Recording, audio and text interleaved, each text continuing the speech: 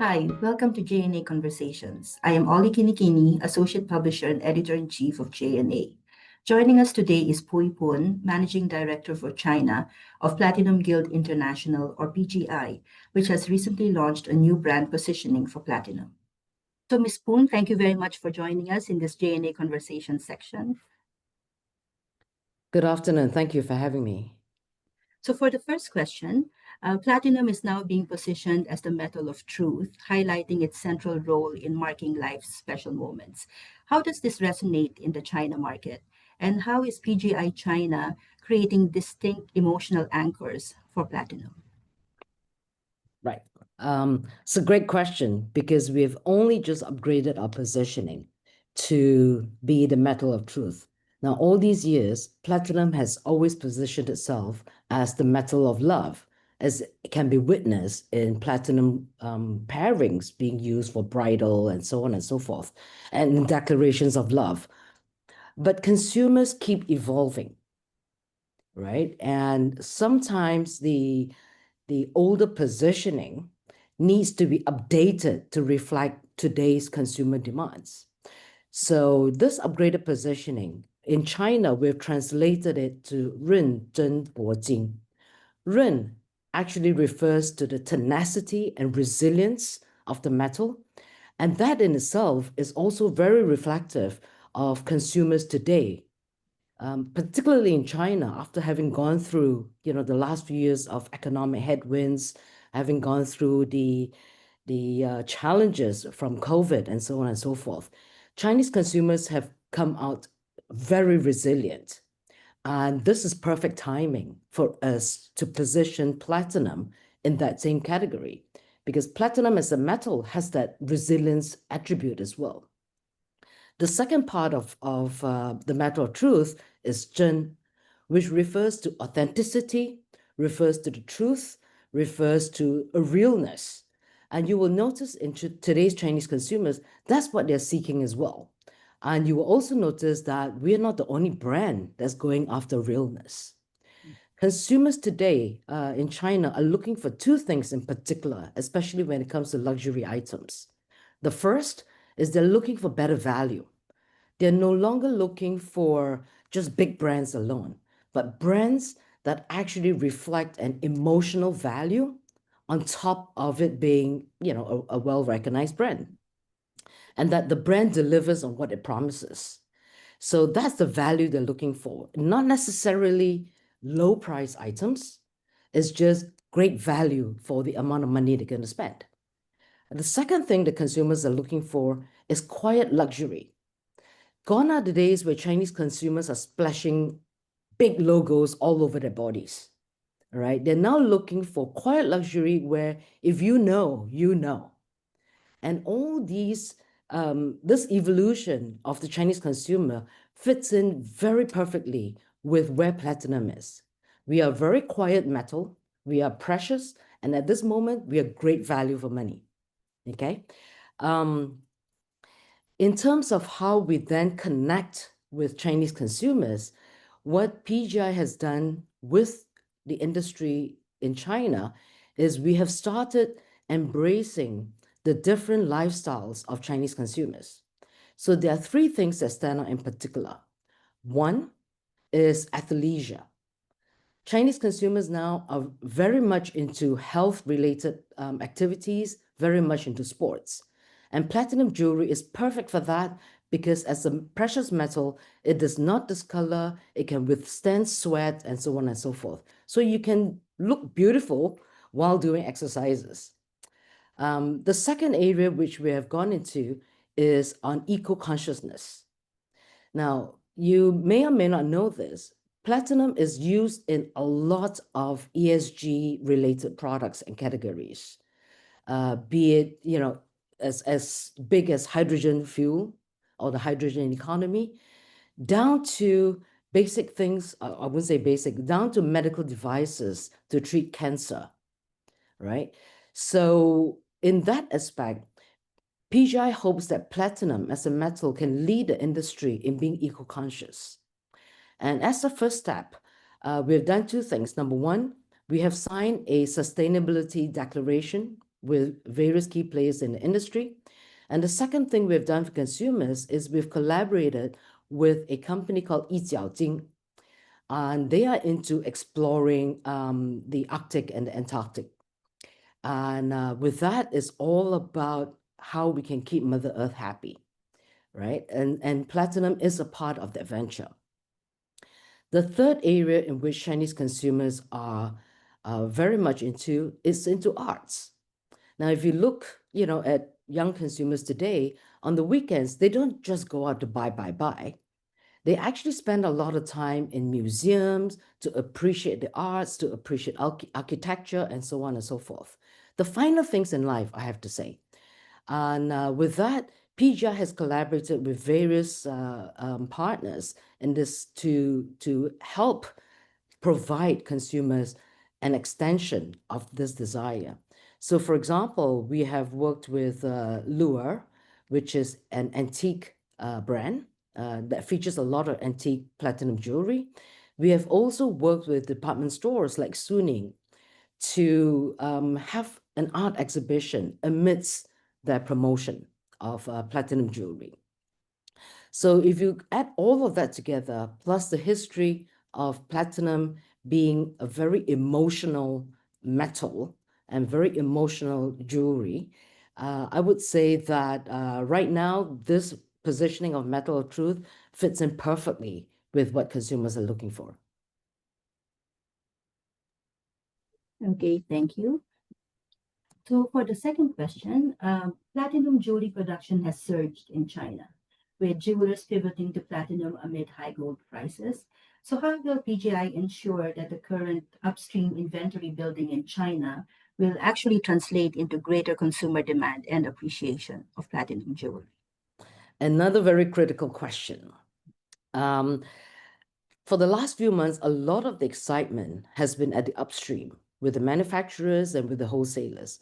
And at this stage, they are now starting to fill stores and replace a lot of gold inventory with platinum. Now, some of these partners of ours are very, I would say they're very established and they are very comfortable selling platinum jewelry. Their sales associates are extremely well trained. But there are a huge number of new players. In order to ensure that these new players get the same kind of information and knowledge, we have done three things. Number one, we have established Platinum 101 for the industry. And Platinum 101 is everything you need to know about making and selling platinum jewelry. And this is available free to the entire industry. Okay. The second platform that we have done is an e-school, which is called Platinum Class. I think it's called Platinum Class, if I'm mistaken. Yeah. The e-school is an online training program for sales associates. So they will sign on and there'll be different modules starting from what is platinum to what attributes does platinum have that the other precious metals do not, right down to how do you take care of platinum and how is platinum involved in the ESG movement. Okay. Again, this is available to our partners and to the sales associates. The third thing we have done is in May this year, we launched a marketing asset platform called Platinum ABC. And this is a platform that has a lot of the marketing materials our retailers might need in order to reach out to their customers. So be it a piece of advertising or some social media posts, you can get on Platinum ABC and download the images and the videos, which you can then use in your own communication. So with these three platforms, the newer players in the market will be able to very quickly get up to speed and be as effective as some of the established partners we've been working with throughout these years.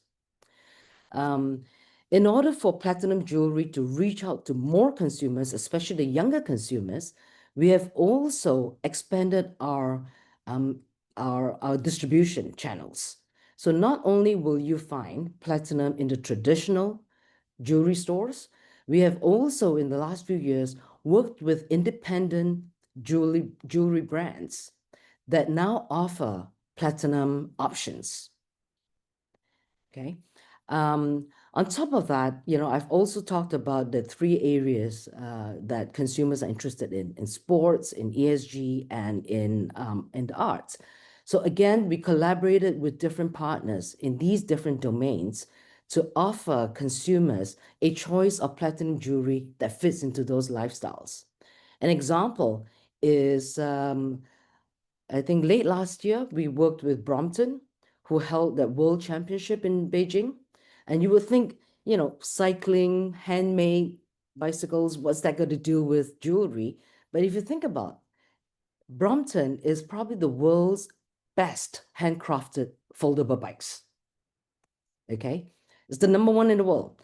And collaborating with them just makes absolute sense. And again, it fits into the lifestyle of these consumers. And that ties in again with our platinum positioning.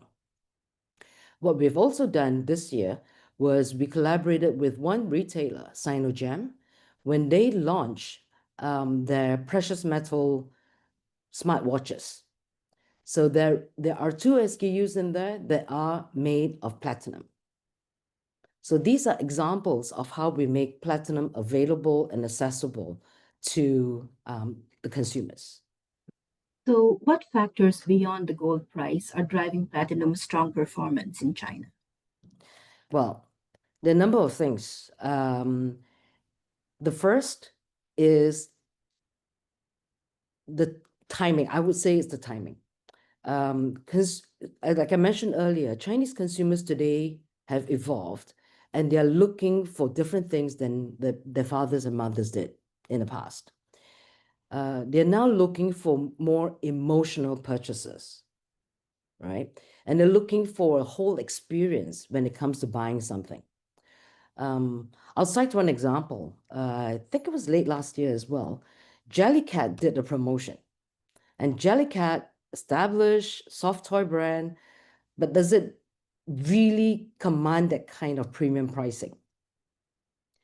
They do, because they give consumers an emotional purchase.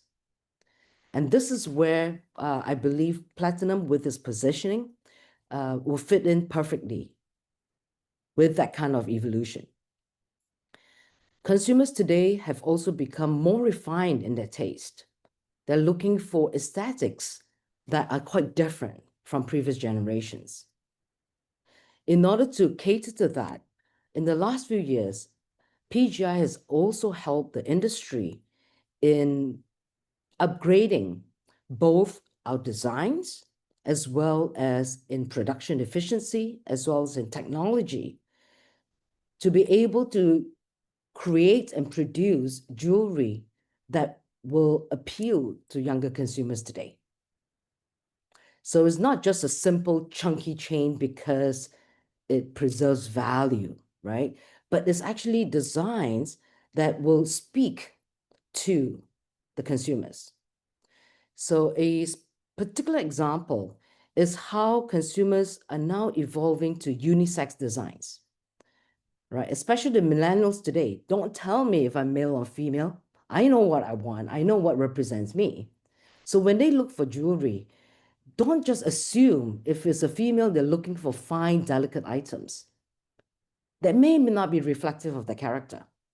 So with the industry, we have started developing a lot of very unisex designs, and we leave it out there for the consumers to choose for themselves, right? And combine all this foundational work that we have done with our approach to matching the lifestyle of consumers, as well as the upgraded positioning of platinum as the metal of truth. I think we are now primed for a new era of growth for platinum jewelry. So, what type of innovative strategies are you implementing to expand platinum's appeal in the China market, notably among younger consumers? Right. So as I mentioned earlier, we have in the last few years put in a lot of effort in design innovation. We have put in a lot of effort in developing the metal that would enable these designs. An example is PGI introducing hard platinum alloys to the industry. So we now have designs that have sharp corners that were not possible before in the past. We have introduced things like black plating and electroformed products.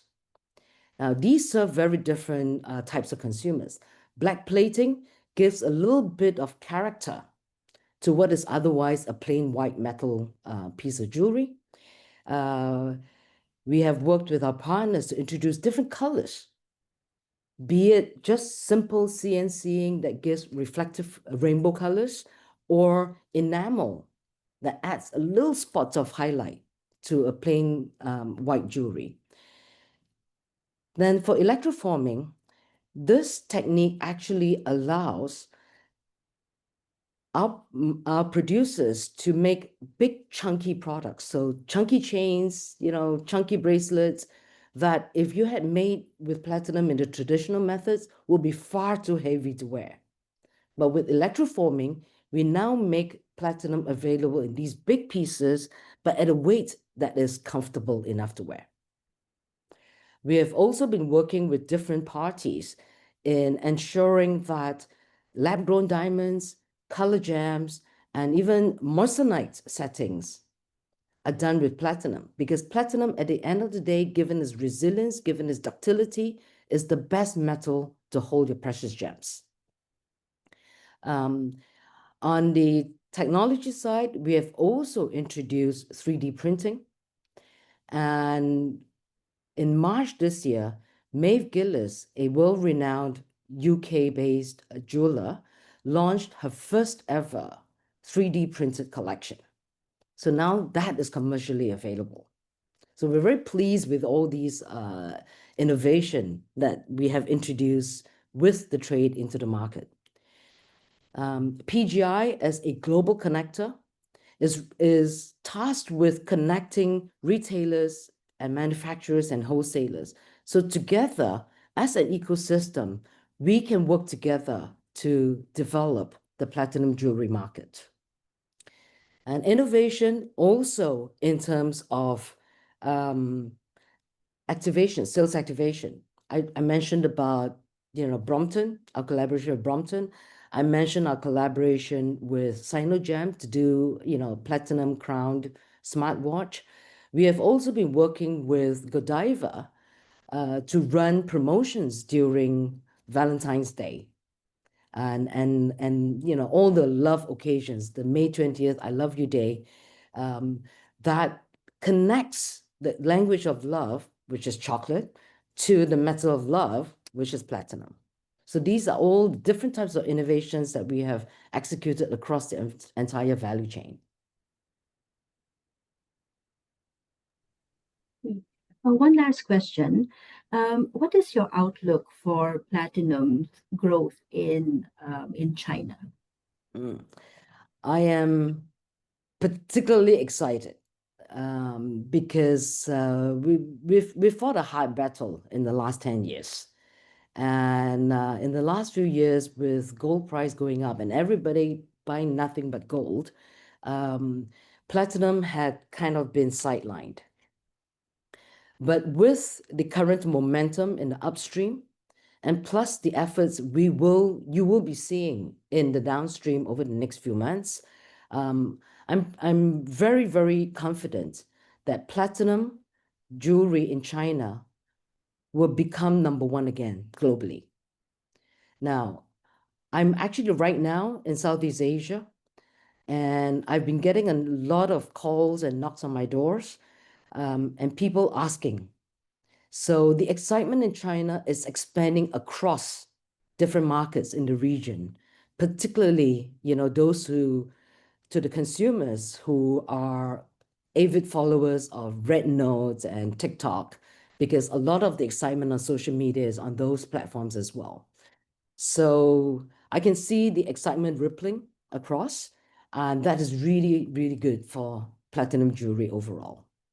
I started coming out to Southeast Asia in January this year. Okay. And I had really had to knock and say, introduce who we are and what we do. Mm. And they're like, oh, okay. And now they are calling me to come meet with them. Oh. This is just in a matter of, six months. Mm-hmm. So I've never been so excited about platinum jewelry than I see now. Does this mean that you'll be expanding your focus to Southeast Asia as well? Well, I have been tasked by Tim to explore Southeast Asia. Mm-hmm. So it's just exploration at this point, but I think we have gone a little bit beyond that. We already have some retailers in this part of the world who have ordered platinum jewelry from our partners, our manufacturing partners in China. So, although my main role is still to lead China, I think this side business of expanding Southeast Asia is actually helping the China business as well. The first thing that was thrown into my face when I joined PGI 6 years ago was a consumer research that said, I don't buy platinum because I cannot find the designs that I like. All right. So that was my first task to address that. And like I said, the expansion into Southeast Asia as well, there are still challenges because Southeast Asia is still very much a gold-centric market as well. Okay. So there are other industry issues that we have to resolve, things like the buyback mechanism, things like resizing and repairs, because making platinum jewelry is a lot harder and needs greater craftsmanship than for gold jewelry. So we don't have the craftsmen out here. So part of my job as well is to connect different people so that, these matters can be resolved as well. And only once these have been resolved will the retailers be happy to take on platinum jewelry and offer that to the consumers. And then we can start educating the consumers and they can start buying them. Mhm. Okay. Thank you. Thank you so much for your insights. I learned My a lot pleasure. today.